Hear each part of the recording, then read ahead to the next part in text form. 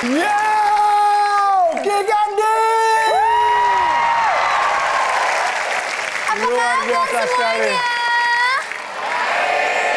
Kita lagi seneng banget tahu. Kita seneng banget di sini. Karena kita literally kick Andy out of the show. Yes! Tapi kami sangat bersyukur dan berterima kasih banget ya kepada Metro TV yang memberikan kami kepercayaan untuk nge-host acara Kick Andy ini dan menjadikan kami host tetap selamanya. Lamanya. Terima kasih. Terima kasih. Thank you. Thank you. Terima kasih. Kenapa? Ada yang berdiri?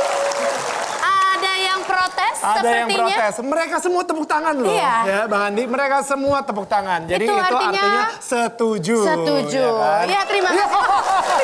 Terima kasih. Please, it's okay. Udah. Saya geer banget ini, saya geer banget. Saya juga. Saya pegangan dulu. Saya mulai percaya soalnya. Oke, tapi jujur ya, I mean all jokes aside, ini adalah sebuah kehormatan banget buat saya Daniel Mananta. Buat saya Nirina Zubir juga untuk berada di sebuah acara yang inspiratif sekali dan juga memberikan positive vibe. Tepuk tangan dulu dong untuk Kick Andy. Wow. Dan sekarang ini bukannya lebih kayak bangga lagi gitu karena Kick Andy sendiri memasuki ulang tahunnya yang ke-13 dan sekarang ini kita akan mengadakan sebuah perjalanan nih. Ya. Road to Kick Andy Heroes 2019. Sekarang ini saya ingin mengundang, mungkin bisa dibilang mereka ini adalah dua anak yang sangat inspiratif banget gitu. Exactly. Dan jujur saya seneng banget bisa ketemu sama mereka sebentar lagi. Karena mereka umur 12 tahun aja itu udah melakukan sebuah perubahan buat Bali gitu. Dan 12 itu, dan 10 lebih tepatnya ya. Betul, dan waktu itu very impactful sampai akhirnya diundang ke luar negeri juga mendapatkan award dari CNN dan juga dari Jerman. Yes. Jadi kalau gitu langsung aja kita panggilkan, inilah dia Melati dan Isabel Wysen.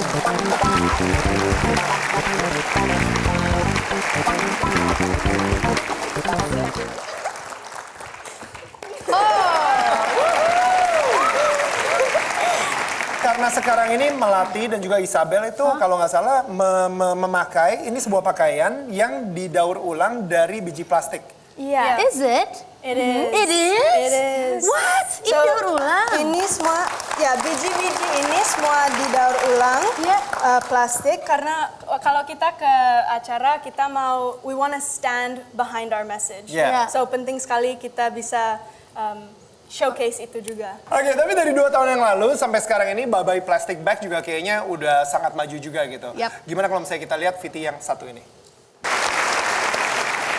Kalau misalnya boleh tahu sekarang ini selain di Bali katanya udah menyebar lebih dari Bali gitu. Itu kemana aja? Dengan Bye Bye Plastic Bag sekarang menjadi gerakan global. Ya. Ya, it highlights anak muda bisa bergerak. So sekarang kita di 35 lokasi di seluruh dunia. Wow. Ya. Wow. Dan di Shanghai, Hong Kong, Tokyo, tapi di Indonesia juga. Sekarang di seluruh Indonesia juga. Yang paling keren kita ada di Bali, ada di Bandung, ada di Batam, dan hari ini kita juga ada tim dari Bye Bye Plastic Bags Jakarta. You should be proud. You should be proud. Oke, so dari Babai Plastic Bag sendiri itu berarti sudah nge-inspire bukan cuma di Indonesia aja tapi sudah ke negara lain kayak tadi Shanghai pun juga ikutan gitu ya. Nah itu gimana ceritanya dari Bali sampai akhirnya negara lain juga ikutan ada I mean Bye Bye literally Plastic Shanghai Bags. itu we have like pasti kan bahasa gitu loh, kepentok dengan bahasa juga. But how did you handle that obstacle? Ya. Well, kita sudah bicara dengan lebih daripada mungkin 35.000 orang siswa di seluruh dunia. Kita ke sekolah, kita bikin presentasi, kita kasih workshop tentang bagaimana bisa bergerak, bagaimana bisa ambil ide and then membuat itu menjadi gerakan. Right. So the how to, and I think anak-anak kalau dia ke Twitter atau Instagram, YouTube, dia melihat apa kita lakukan di Bali dan dia pikir, oh, kalau dia bisa bikin itu di Bali, ayo kita bisa bikin di rumah kita, di negara kita. Yeah. So kita membuat handbook dan aplikasi supaya lebih gampang dia bisa mendapat dan belajar tentang bagaimana dia bisa bicara bagus sekali atau bagaimana kita harus kampanye untuk pemerintah lokal. Itu semua di dalam buku-buku yang kita taruh untuk 5 tahun our experience into a book. Yang luar biasanya lagi yang saya dengar ketika mereka awal mula ingin mengadakan petisi itu, mereka melakukan apa yang Mahatma Gandhi lakukan, yaitu hunger strike, yaitu atau puasa mogok makan. Mogok makan sampai Gubernur Bali saat itu menandatangani petisi mereka itu. Dan dari situ pun juga akhirnya muncullah penghargaan-penghargaan yang tadi kita bisa lihat ya. Saya masih banyak pengen tahu lagi, kita akan ngobrol lebih banyak lagi, tapi setelah yang satu ini tetap di Kick Andy.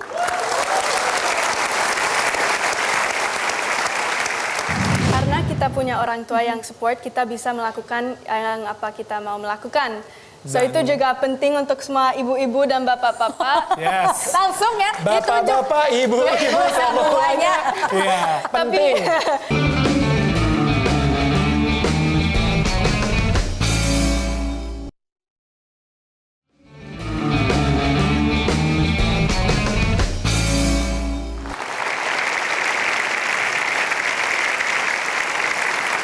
Road to Kick Andy Heroes 2019. Dan saat ini kita masih bersama our young heroes dari Kick Andy pada tahun 2018. 18 ya. Dan mereka sudah berganti baju dengan ini ya, baju Bye Bye Plastic Bags ya. Baju kebanggaannya mereka, baju kantornya mereka nih ya. Kadang-kadang kita ada outfit untuk pesta-pesta, catwalk eksklusif. Tapi juga kadang-kadang seperti uniform. Kerja harus serius sekarang. Tadi kan kita sempat ngobrol soal yang petisi tadi itu ya. Dan mungkin pemirsa di rumah pun juga penasaran juga gitu. Ini mulainya gimana sampai akhirnya Gubernur Bali itu menandatangani petisi itu. Dan kalian yang kami dengar hunger strike juga gitu. Mogok makan sampai Gubernur Bali tersebut menandatangani petisi. Dan itu boleh ceritain sedikit nggak itu gimana? Terinspirasi dari Mahatma Gandhi. Mahatma Gandhi ya itu if we're gonna talk about orang millennials ya, kita sering punya ide luar biasa atau sedikit lebih kreatif. Bagaimana kita bisa dapat atensi. So waktu kita 3 tahun lalu sekarang kita memikir kita mau dapat atensi, kita pergi bikin mogok makan. 2 hari lalu kita bertemu dengan gubernur.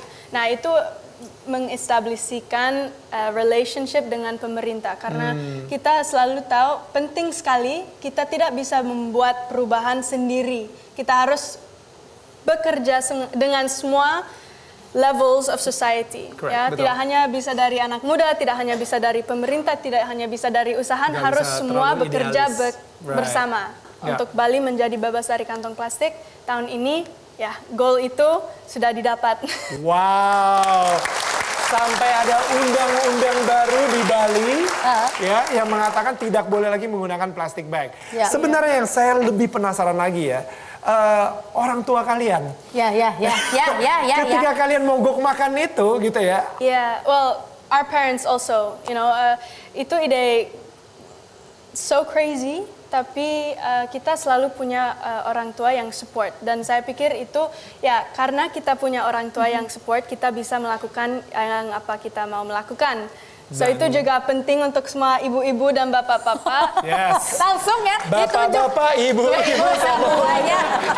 Tapi karena bagaimana anak muda bisa bergerak, bisa follow their dreams dan menjadi hero kalau dia tidak ada support dari ibu dan bapak. So kita very grateful untuk mendapat support dari orang tua. So I would like to take this moment untuk memberikan tepuk tangan yang meriah untuk ibu dari mereka yang ada di sini.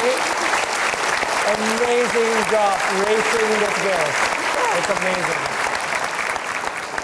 Dan nah setelah ditandatangani petisi dan akhirnya regulasinya sendiri juga akhirnya keluar gitu ya tahun ini. What is next for you guys?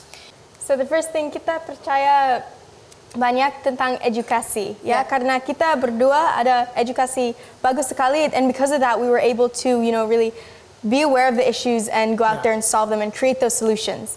And so with that kita bikin buku edukasi ini, Melati kasih tahu, ada ini adalah edisi nomor 2. Ada lebih daripada 50 Sketches? Pages? 50 pages halaman. Okay. Dan ini di dalam bahasa Indonesia untuk semua SD, siswa SD, untuk belajar tentang semua masalah tentang plastik, tetapi juga ada tugas di dalam untuk belajar tentang solusi. Ada tas alternatif, bagaimana dibikin di dalam sini. Ada questions, pertanyaan tentang climate change, the SDGs, dan juga semua organisasi di Bali. Juga di dalam buku ini. So ada really one central place untuk semua siswa untuk belajar tentang ini. Kalian kreatif sekali, wow. And these are the bags. Ini adalah tas yang dibuat juga ini. Ya, kalau kita tidak bisa pakai kantong plastik, kita harus pakai apa? Nah, ada banyak alternatif sudah, yang ada orang yang kreatif sekali yang membuat alternatif-alternatif lain. Tapi kita juga melihat opportunity ini luar biasa karena market untuk alternatif sekarang besar sekali. Ya. Tapi as anak muda, tapi juga as girls, super girls, kita juga melihat opportunity ini untuk memberdayak ibu-ibu di Bali dan di seluruh Indonesia. So kita membuat usaha Mountain Mamas dan kita ke gunung, di desa di gunung dan memberdayak semua ibu-ibu untuk membuat tas alternatif. Kalau ibunya membuat satu tas, ya kita akan bayar ibunya untuk satu tas. Tapi kalau ibu datang dan membuat 10 tas, kita bayar ibu untuk 10 tas. Nanti 50% dari profit dari tas Mountain Mamas, kita kasih kembali ke desa dari ibu-ibu. Untuk membuat sistem waste management, layanan kesehatan, dan untuk meningkatkan edukasi. So semua aspek-aspek itu membuat usahanya circular. Itu business model yang cocok dengan hari ini. So that is something where we memberdayak semua ibu-ibu di Bali dan seluruh Indonesia. Luar biasa sekali ya. Kamu umur berapa baru Melati? Sekarang? Saya baru umur 18. 18 tahun ya. Wow, baru dapat KTP mungkin ya. Sudah dapat. Udah bisa nyetir, udah boleh nyetir. Nggak boleh. Oh iya, belum boleh nyetir. What is your biggest challenge? Kayak tantangan terberat saat ini tuh apa? Dan mungkin melalui Kick Andy dan juga Metro TV kita bisa mungkin merubah sedikit paradigma atau perspektif dari pemirsa untuk ikut ngebantu kalian, untuk ikut ngebantu your cause. Ya, ada banyak challenges. biggest. A lot of ups and a lot of downs. Okay. Tapi I think one of the challenges, like any usaha that's starting up, I think one of the main things that we struggle with is the capital to keep going. Oke, jadi modal atau mungkin cash flow untuk kalian bisa terus jalan Dan ya. saya pikir juga waktu kita mulai ya umur 10 dan 12, kita tidak tahu apa usaha, apa model yang business model itu apa, strategi itu apa, marketing apa, tidak tahu. Tapi ya itu tidak apa-apa karena itu datang dari hati. So kita bergerak without business plan, without strategy, tapi karena kita tahu ya itu benar, itu harus menjadi ya. Bye Bye Plastic Bags itu gerakan yang harus menjadi. Tapi sekarang 6 tahun ya kita mau bikin banyak proyek lagi, tapi kita harus sustain ourselves. Oke. So, let's see. Kita ngomong challenge. Berarti sekarang kita mempertanyakan untuk kalian berdua. How do you see yourself in 10 years? Saya pikir somewhere down the line, I definitely want to keep on the road of activism, especially environmental activism, karena itu di dalam hati saya. That's good. Tetapi juga youth activism. Karena kita mulai Bye Bye Plastic Bags waktu saya 10 dan Melati 12, semua tim kita, Anda juga lihat Bye Bye Plastic Bags Jakarta, kita semua anak muda ya. And we believe in creating a space for young people to really come together and work on their passions. And so somewhere down the line, I think that's what I want to continue. Kalau saya pikir 10 tahun ke depan ya jauh sekali. I'm not even there yet. Tapi saya selalu tahu saya follow my heart and definitely memberdayakan anak muda Indonesia tapi juga seluruh dunia. Ya. Kita akan membuat usaha yang baru. So Ya. we're very excited about that tentang memberdayakan anak muda. Tapi mungkin tulis buku, Ya. juga mau masuk ke dalam politik mungkin. Karena Partai-partai langsung Ini, mendengar. Yes. tapi karena saya tahu the importance ya penting sekali kalau ada background untuk membuat perubahan. Bagus sekali kalau ada hati aktivis. Ya. Tapi kalau mau mengganti peraturan atau membuat perubahan untuk masyarakat di seluruh Indonesia ya saya harus menjadi bekerja dengan sistem. Ya. Tapi juga break the rules sometimes.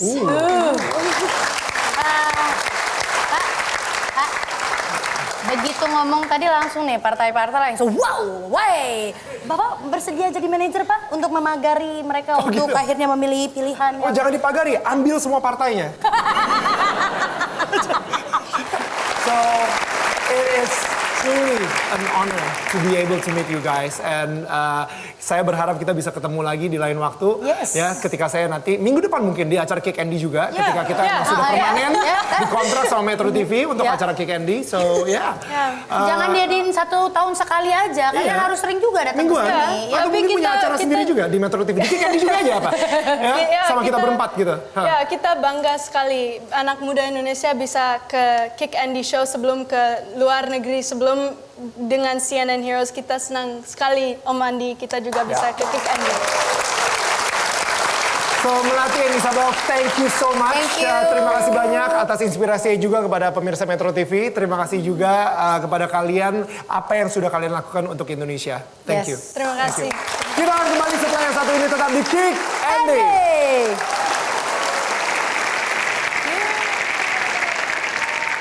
Sejak Agis 4 tahun yang lalu datang ke Kick Andy sampai sekarang ini dia udah menemukan formula untuk menyuburkan ya tanah dan lahan. Sekarang ini tantangannya bisa nggak menyuburkan kepalanya Pak Andi Noya?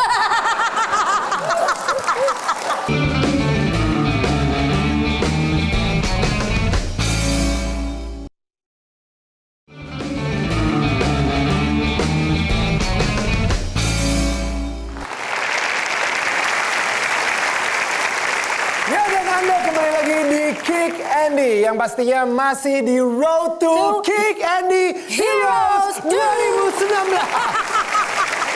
Nah, kalau sekarang ini katanya ini Nak penasaran banget nih. Orang yang berurusan dengan kambing. Oh, Kambingnya ini diajak keliling, dicariin jodoh. aduh. Wow. Bentar, dianya udah dapet jodoh belum? Nah, itu dia tuh. Kita tanyain aja Pak ya langsung ya. Langsung aja kalau kayak gitu. Mari kita sambut dia, Nur Agis Aulia.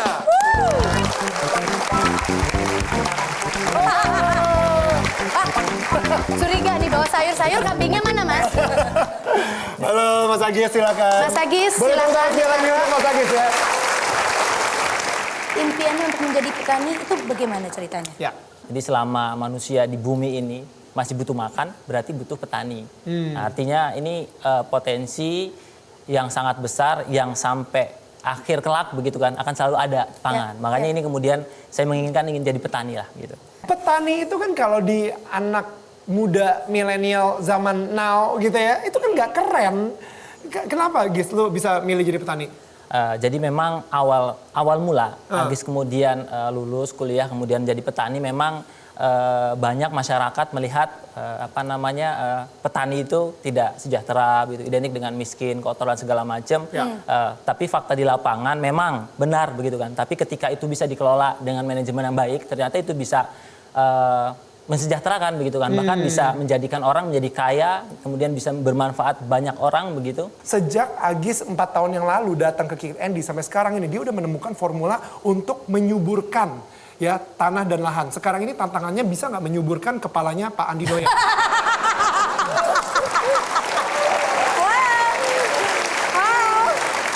Sistem pasti ada dong, sebuah sistem yang mungkin formula yang Saya nggak ikutan Padi. Dia doang tuh yang bikin soal kayak gitu. Nggak ada di sini, nggak ada. kalau misalnya mukanya itu berbulu semua, kenapa bagian sininya kosong gitu? Nah, sekolah udah tinggi-tinggi, cum laude segala macam. Bagaimana caranya untuk berdamai, untuk tidak dicibir orang? Ya. Kayak maksudnya kayak lo kan sekolah, what are you doing? Dan mungkin orang tua juga kenapa jadi petani nih? Gue udah sekolah yang tinggi-tinggi. Meyakinkannya gimana tuh? Ada tawaran juga untuk menjadi pegawai BUMN.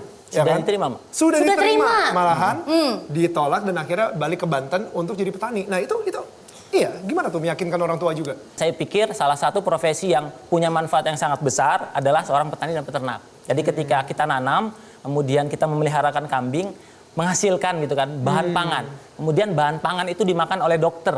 Dokter itu kemudian bisa banyak menyembuhkan banyak orang. Dimakan oleh dosen, guru, kemudian banyak melahirkan orang-orang cerdas. Nah, saya juga kebagian ininya, berkahnya begitu. Ya. Jadi ini yang menjadikan saya sangat yakin, percaya diri untuk kemudian biarin deh orang mau berkata apa, yang jelas saya ingin menjadikan hidup saya ini bermanfaat. Tapi belum menjawab. That was powerful. Tunggu. Gue seneng banget aja gitu. Belum terjawab bagian orang tuanya. Nah, itu gimana? Ya, saya sempat berdiskusi begitu kan dengan orang tua khususnya. Oke deh, cobalah kasih waktu saya 2 tahun. Ketika memang 2 tahun saya mengawali memulai menjadi petani peternak, kemudian gagal, saya akan mencoba mengikuti apa yang diinginkan orang tua. Karena rata-rata memang di tempat saya gitu kan orang tua menginginkan gitu kan anaknya kerja kantoran, gitu kan, menjadi ASN dan lain-lain yang memang kelihatan keren dan mungkin status sosialnya oke banget begitu kan di masyarakat begitu. Ya. Jadi kemudian saya minta 2 tahun dan saya bersyukur sebelum 2 tahun saya sudah membuktikan bahwasanya menjadi petani peternak juga menjanjikan kesejahteraan begitu. Oke. Ini ya. Saya jujur penasaran banget ya, karena saya yakin banget saat ini yang lagi nonton, mungkin Anda seorang petani di desa, dan Anda juga penasaran sebenarnya apa sih yang dilakukan, yang beda dilakukan sama seorang Agis, kenapa dia terlihat sampai sangat kaya gitu ya, sangat terurus gitu ya. Sehingga tapi Anda pun juga penasaran gitu, apa sih yang dilakukan, apa yang beda dilakukan sama seorang Agis dan mereka banyak petani Indonesia itu tidak lakukan. Jadi model bisnis yang saya geluti adalah bagaimana kemudian menjadi seorang petani, peternak itu punya penghasilan harian, mingguan, bulanan, dan tahunan. Karena sebagian besar saat ini kan ketika orang bertani, kemudian mereka menanam harus menunggu 3-4 bulan. Betul. Baru mendapatkan hasil. Pertanyaannya adalah hariannya itu dari mana gitu kan? Harian bulanan untuk memenuhi kebutuhan keluarga tani itu. Ya. Nah sehingga kemudian para keluarga tani ini sangat rentan tadi berhutang dan segala macamnya begitu kan. Nah, kemudian saya melihat bahwasanya pola yang seperti ini harus kita ubah begitu kan. Salah satunya adalah bagaimana menciptakan model kita bisa panen setiap hari, setiap minggu, setiap bulan, bahkan setiap tahun supaya punya penghasilan tadi harian, mingguan, bulanan dan tahunan sehingga menjadi petani peternak itu luar biasa begitu penghasilannya karena setiap hari dapat, setiap minggu dapat, setiap bulan dan setiap tahun juga dapat. Dan ternyata ini mungkin bisa ya berarti bisa, ya? Bisa. sangat bisa. bagi orang-orang yang lebih visual, mungkin lebih enak kalau misalnya kita ngelihat video berikut ini ya. Langsung aja kita lihat sama-sama. Jika kala itu ia hanya memulai 1 titik lokasi, kini ia sudah merambah 6 titik lokasi yang tersebar di wilayah Banten, yaitu Waringin, Subang, Pandeglang, Serang, Cilegon, dan Cilengsi. Tidak hanya itu, setelah mendirikan komunitas Bangun Desa pada 2014 lalu yang bertujuan meningkatkan taraf hidup masyarakat Banten, Agis juga mendirikan Agro Center Jawara Farm.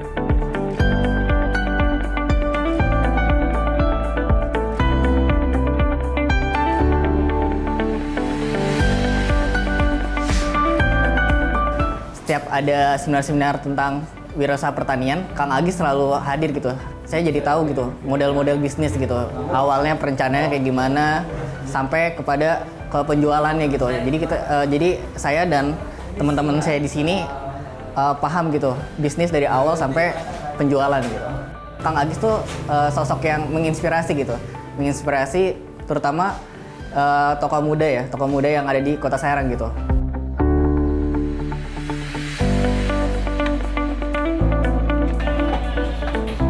Jawara Farm sendiri bertujuan untuk penggemukan dan pembibitan domba, kambing, dan sapi, serta memenuhi kebutuhan masyarakat seperti akikah dan kurban.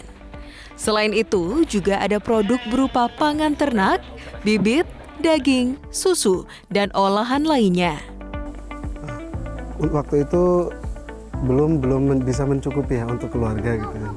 Tapi alhamdulillah setelah ketemu Mas Age, saya direkrut, diajak mengelola peternakan, terus juga saya diajarkan dengan tata cara di kandang itu mengurus kambing yang baik dan benar gitu.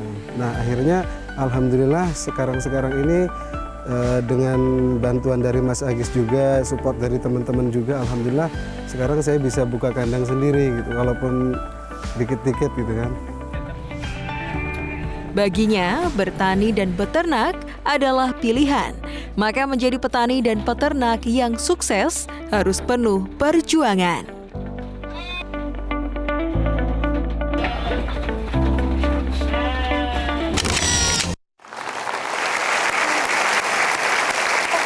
Jadi selain pertanian, terus juga peternakan.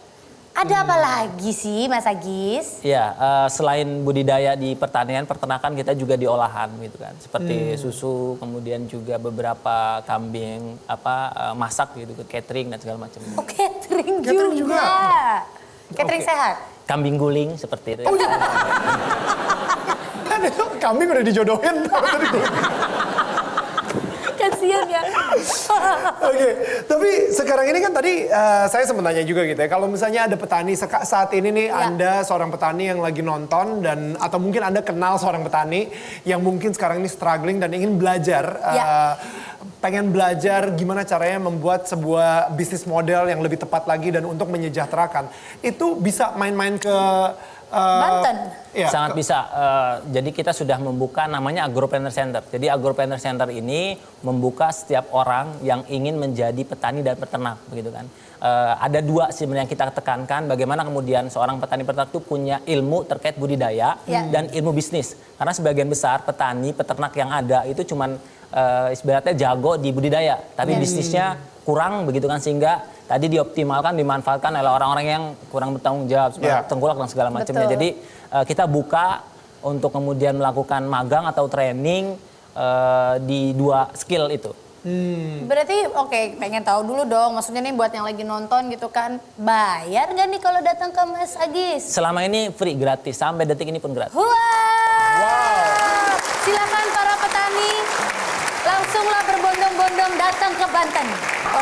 Kalau gitu sekarang kita akan kembali lagi di Kick Andy. Jangan kemana-mana karena setelah ini kita akan ngobrolin lebih banyak lagi. Karena katanya Agis juga jualan kambing online. Strategi seperti apa? Tetap di Kick Andy.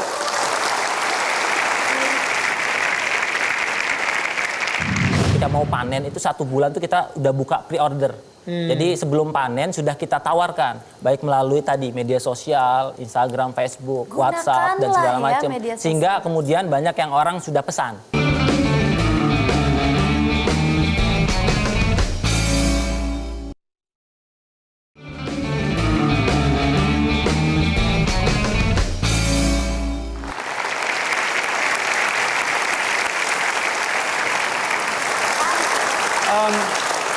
Saya penasaran gitu ya, kayak sekarang ini mungkin ada dari para pemirsa pun juga yang bertani juga gitu ya.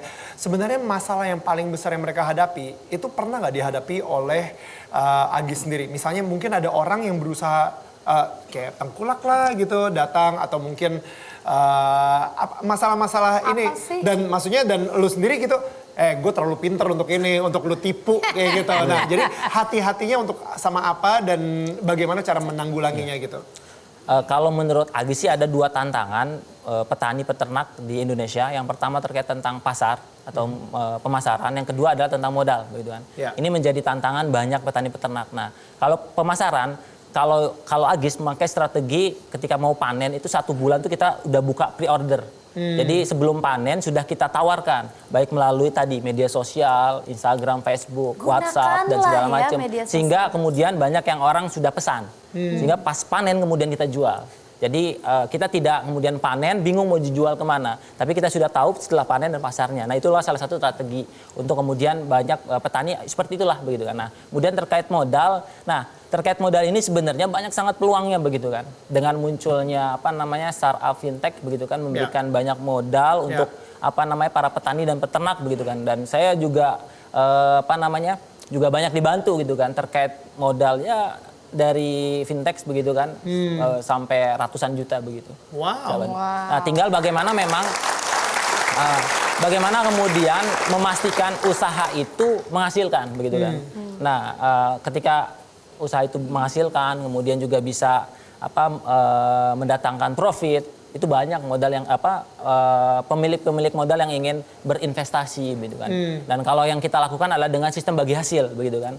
Jadi ketika kita mau membuka satu, kemudian kita tawarkan siapa yang menginginkan begitu kan, dan tidak harus kemudian satu orang investasi 100 juta begitu kan. Bisa jadi misalkan satu bisnis itu 100 juta, itu banyak orang begitu kan. Satu kelompok, misalkan ada 20, jadi tinggal berapa-berapa kemudian dikumpulkan, kemudian kita realisasikan bisnisnya.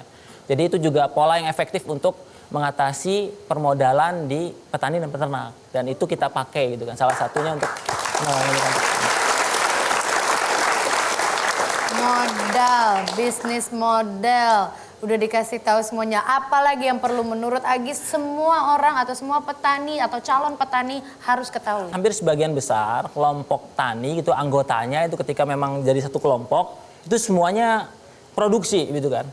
Jadi ketika mau masarkan bingung. Nah kalau di kita menyarankan kelompok tani misalkan satu kelompok tani 21 orang, oke lah yang 18 orang budidaya, yang 3 orang ini sudah mencari pasar.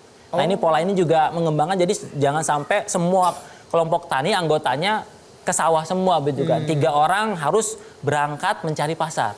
Pasarnya melalui ya di pasar atau di perumahan ataupun yang memang potensial begitu. Nah ini yang kita pakai juga terkait pemasaran offline-nya. Kalau online-nya kita optimalkan media sosial, dan ini cukup efektif gitu kan. Apalagi kemudian kita branding bahwa ini adalah produk petani atau produk kelompok tani, dan ini menjadikan orang juga wah iya gitu kan. Saya membeli ini juga ada rasa sosialnya, dan itu cukup efektif untuk kemudian memasarkan produk petani diterima sama konsumen masyarakat.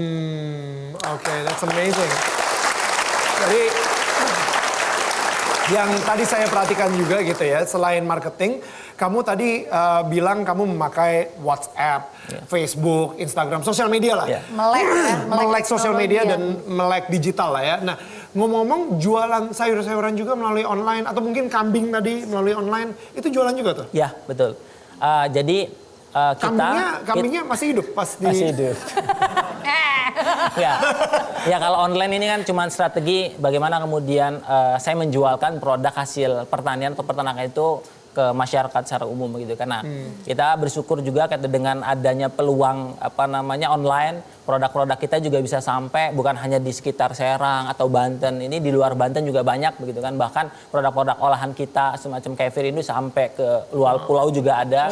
Jadi ini sebenarnya peluang. Nah, makanya salah satu tujuan saya membuat Agropreneur Center, bagaimana kemudian para petani peternak itu juga mempunyai mindset baru terkait bertani dan berternak begitu, yang menguntungkan, yang profitable, yang mampu memberikan kesejahteraan, dan yang paling penting adalah mampu mencukupi kebutuhan masyarakat terkait tentang pangan. Nah karena ya kita tidak bisa mengandalkan petani peternak yang ada yang dari tahun ke tahun semakin menurun begitu kan, jumlah orang yang mau bertani segala macam. Jadi kita harus mampu mengajak para pemuda untuk kemudian turun menjadi petani peternak, karena tadi anak muda ini sebenarnya potensial luar biasa begitu. Apalagi mereka kan sangat sangat kental dengan yang namanya digital gitu kan. Jadi ada satu kelebihan ketika mereka terjun menjadi petani peternak, minimal ketika mereka mau memasarkan melalui online, mereka sudah punya ilmunya gitu, karena mereka punya Facebook, punya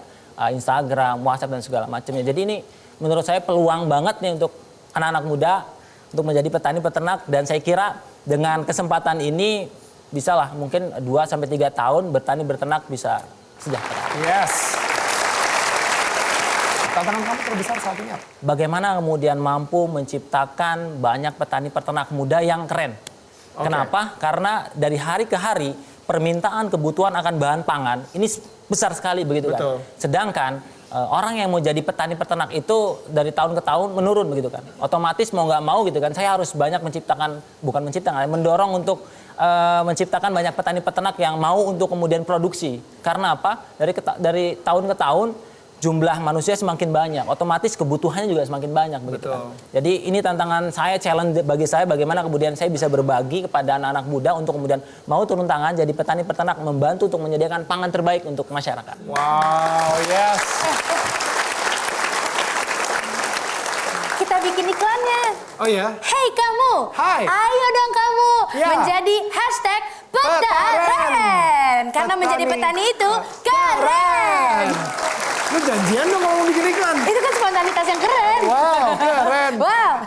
Oke, enggak, tapi mungkin nggak tahu nih ya, mungkin bisa nggak bikin sebuah camp untuk anak-anak milenial yang emang udah kebiasa di kehidupan urban Ya. gitu ya, sehingga orang tua yang ngerasa nih anak nih perlu disiplin nih. Udah, gua Nggak. akan kirim mereka. Ini anak harus nyobain susah nih. Nah, gua akan kirim mereka ke sebuah camp yang mungkin camp ini akan membuat mereka ada sebuah experience atau pengalaman Atau untuk apresiasi. menjadi petani selama let's say 2 minggu lah kayak gitu. Untuk merasakan banget aja gitu. Itu bisa dilakukan nggak kira-kira? Sudah, itu masuk ke agenda Agropreneur Center begitu kan. Oke. Banyak anak-anak muda kemudian sebenarnya efek media juga cukup lumayan ya pasca kemudian di Kick Andy begitu banyak anak-anak muda dari seluruh Indonesia kemudian percaya diri begitu kan. Artinya apa? Karena mungkin banyak orang yang pengen jadi petani peternak tadi problemnya mungkin sama kayak saya. Ya. Mungkin orang tuanya tidak sepakat dan setuju.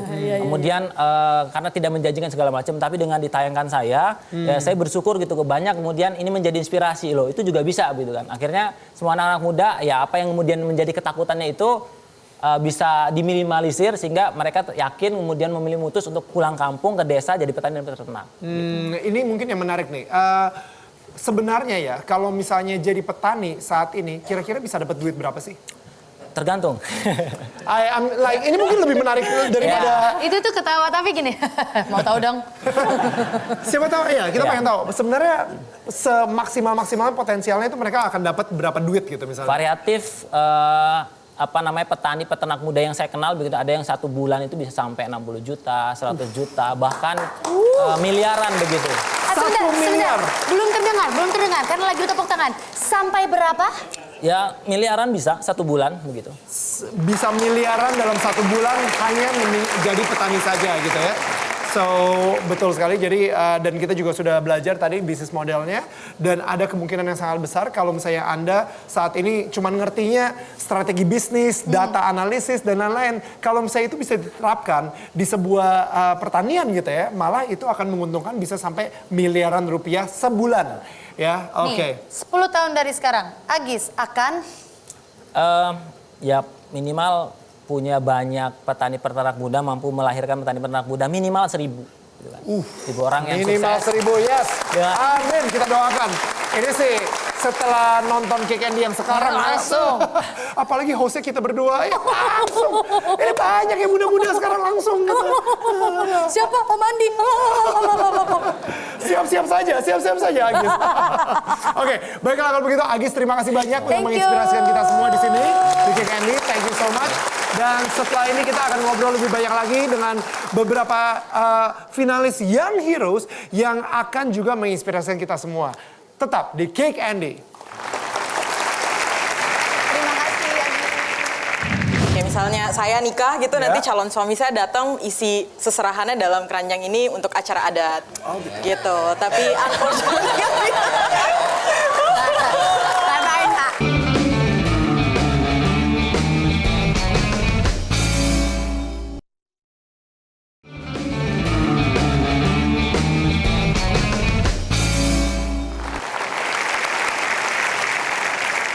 Selamat datang kembali di Kick Andy.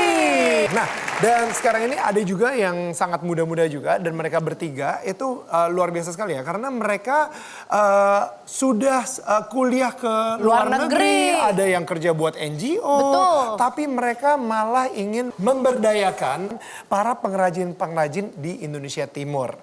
Gitu. Luar biasa sekali, langsung saja kita panggilkan. Inilah mereka, Azalea Ayuning Tias Hana Keras. dan Melia Winata.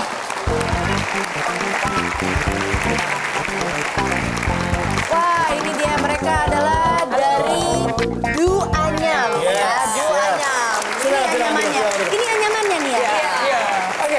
Pemirsa, Du Anyam. Ya, ini produk-produknya nih ya. Itu lucu-lucu banget. Itu kayak saya pikir kalian tadi kesini bawa landak, tapi maksudnya kayak itu lucu sekali. Oh, Oke. wow, look.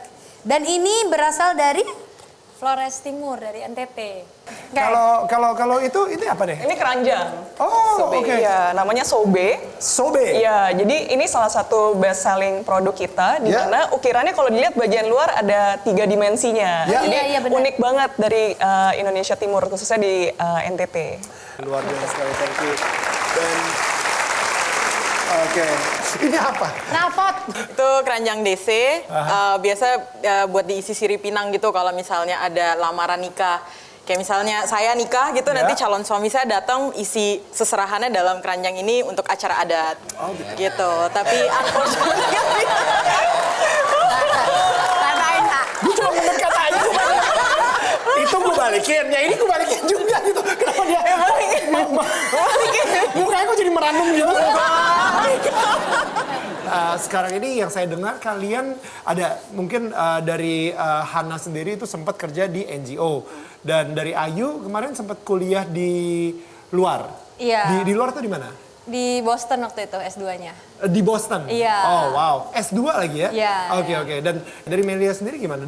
Kamu kuliah di luar juga atau? ya kebetulan kita bertiga nih teman-teman SMA sebenarnya. Oke. Jadi udah temenan lebih dari 15 tahun, udah setengah dari umur kita sebenarnya. Lalu memang pas kuliah kita bertiga memang pergi kuliah di tempat yang berbeda-beda. Cuma karena memang temenan dari dulu, jadi tetap tiap kali liburan pasti menyempatkan diri untuk ketemu dan catch up. Wow. Gitu. Oke. Dan akhirnya berkolaborasi lah. Jadi boleh dijelaskan kamu kalau di dalam Du Anyam ini posisinya apa? Yang lain juga? Jadi sebenarnya sih Hana karena memang backgroundnya pernah kerja di NGO, Ya. jadi sampai sekarang Hana itu mengepalai pengembangan komunitas dan juga partnership kita, Ya. baik itu dengan organisasi lain, non-profit, pemerintah dan sebagainya, program-program sosial di Du Anyam. Ya. Kemudian Melia dengan background sebelumnya di bisnis memang mengepalai bagian sales, marketing dan product development kita, gitu. Ya. Dan saya mengerjakan apapun yang belum dikerjakan yang lain. Gitu. Oke, nah dari kalian sendiri gitu ya, awalnya banget memberdayakan para ibu-ibu di NTT gitu ya. Emangnya mereka kenapa gitu sampai harus diberdayakan? Ya, sebenarnya mereka sudah berdaya, tapi yang kita lakukan kita membantu menghubungkan segala macam keterampilan dan sumber daya yang sudah ada di sana dengan pasar gitu. Karena nggak terhubung aja nih gitu. Jadi Du Anyam itu intinya kita pengen memberikan kesempatan supaya ibu-ibunya ini bisa mengangkat dirinya sendiri dari masalah-masalah yang mereka punya. Nah, waktu itu ngobrol lah dengan Hana dan Melia. Yang backgroundnya tadi beda-beda. Jadi karena Hana sedang kerja di NGO di Flores, kita juga membahas tentang apa aja sih masalah kesehatan yang ada di Flores. Dan kita tahu salah satu yang besar itu adalah masalah gizi. Jadi gizi yang kurang, kemudian juga kesehatan ibu dan anak, itu memang Indonesia belum berhasil mencapai target-target MDG di 2015 waktu itu. Wow. Disitulah kita ngelihat nih bahwa walaupun udah ada program-program pemerintah, kemudian udah ada program-program yang baik, tapi kalau ibu-ibunya ini tidak memiliki akses uang tunai, mereka nggak bisa nih untuk membeli makanan bergizi. Mereka nggak bisa untuk pergi ke puskesmas untuk mengakses layanan kesehatan yang sebenarnya gratis, tapi dari rumahnya ke puskesmasnya kan ada biaya juga gitu. Nah di sisi lain waktu di sana kita lihat potensi. Kalau menganyam ini udah turun-temurun tradisi tadi, tapi karena nggak ada pasarnya, yang muda-muda mulai nggak mau nganyam. Padahal kalau bisa di-connect dan bisa jadi barang yang bagus-bagus gini, sebenarnya baik itu pasar domestik maupun pasar global itu mau membeli dan akhir-akhirnya ibunya punya uang tunai untuk membantu keluarganya. Wow, oke, that's very inspiring. 3 tahun ini ternyata dari segi bisnis, dari segi pemberdayaannya sendiri itu ya udah sangat luar biasa banget. Dan acknowledgement-nya juga ya. Kita langsung aja lihat video yang berikut ini. Amazing. Tadi yang saya lihat di video kamu udah sampai ke Papua segala tuh ya. Jadi merambah gitu dari Flores Timur ke Papua juga. Itu ceritanya gimana? Ya yang pertama sih sebenarnya walaupun kita memulainya di NTT, tetapi isu kesehatan ibu dan anak itu kan sebenarnya di seluruh Indonesia. Ya. Kita ingin sebenarnya Duanyam itu bukan hanya di NTT, tetapi membantu perempuan di seluruh Indonesia. Tahun 2016 sebenarnya kita diajak kolaborasi itu dengan Kementerian Pemberdayaan Perempuan dan Perlindungan Anak untuk mulai mengembangkan potensi kerajinan anyaman di Nabire, Kabupaten Nabire di Papua. Nah bedanya adalah kalau di NTT itu kita dengan bahan baku lontar, di Papua itu kita menggunakan bahan baku kulit kayu. Dan jenis anyamannya pun berbeda sesuai dengan kearifan lokal yang ada di Papua gitu.